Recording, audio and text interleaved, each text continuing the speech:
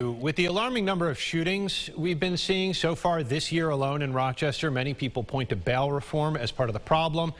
These reforms, which took effect in 2020 in New York State, focus on removing or limiting the use of cash bail against defendants who are accused of misdemeanors or nonviolent offenses. But some, including many law enforcement officials, say letting offenders back onto the streets is leading to this increase in violence we're seeing. Allie Peters spoke with a Monroe County public defender who said that's simply not the case. She joins us now from the newsroom with more on this. Allie, what can you tell us? Well, Adam, more than 200 people have already been shot in Rochester this year. 38 people have been murdered.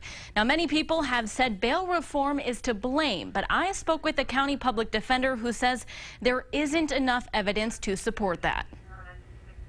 With a rise in crime, many law enforcement officials have pointed to bail reform as one of the reasons why.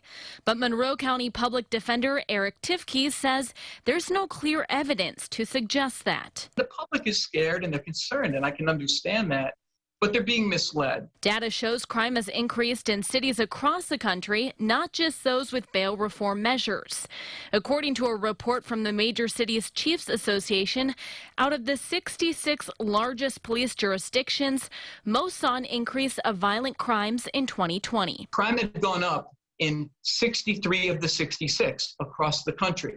The vast majority of those cities were ones in states that had no recent reforms to their bail statutes. Tifke says a better explanation for the crime here and around the nation could be the pandemic, which started around the time these New York bail reform laws did. The evidence does show that when people are jobless and they're hopeless and they have too much time on their hands and they're desperate and they can't succeed using lawful means and an unlawful means presents itself, they might take that option. Just yesterday, the city announced a new federal task force, and they said part of their focus will be using federal powers to get those individuals off the streets. And that's why we're making enhanced use of these federal statutes and federal prosecutions so that we can try to break that cycle of people being arrested and rearrested and released and rearrested.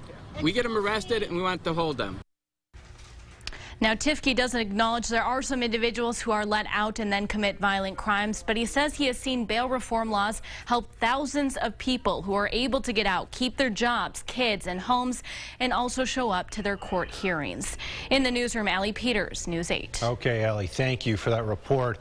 New York State passed bail reform legislation back in 2019. It went into effect 3 months later in the early months of 2020.